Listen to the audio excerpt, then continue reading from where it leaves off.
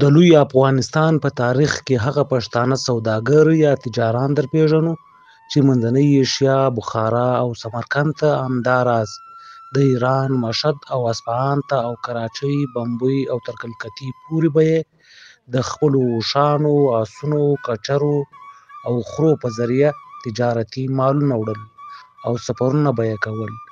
دا پښتانه پونده کوچیان وو چې زیاتره برخه یې غلجي پښتانه لکه خروټي، ناصر، احمدزي، سلیمانخېل، ترکي، دوتاڼي، اکاخېل، ملاخېل، لواڼه او نیازي وو.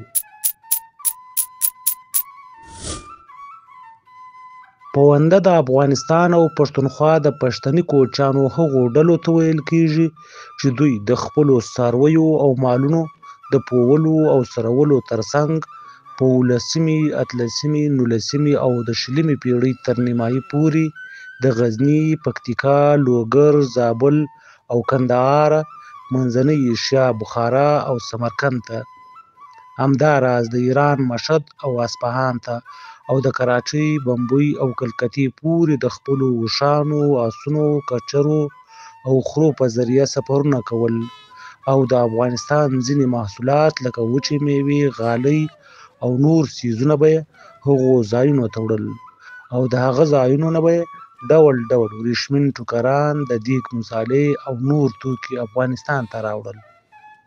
دغو پونده سوداګرو د خپلو سوداګریزو کارونو د ترسره کولو لپاره د څو لارو نه ګټه اخیستله. د دوی یوه ډله د غزني نه د کندهار له لارې ژوب، د کاکړو سیمې او د ګومل درې نه ځانونه دیر اسماعیل خان ته رسول او له هغه ځایه سیند، کراچۍ، بمبئی او کلکتې ته تلل. بله ډله به یې چې منځنۍ ایشیا، بخارا او سمرقند ته تلله، نو د کندهار به یې خپل مزل پیل کړ. لومړی به هرات او بیا به یې د ترکمنستان د مروې له لارې ځانونه سمرقند او بخارا ته رسول. دغه پونده سوداګر کوچیان ډیر جنګیالي خلک وو.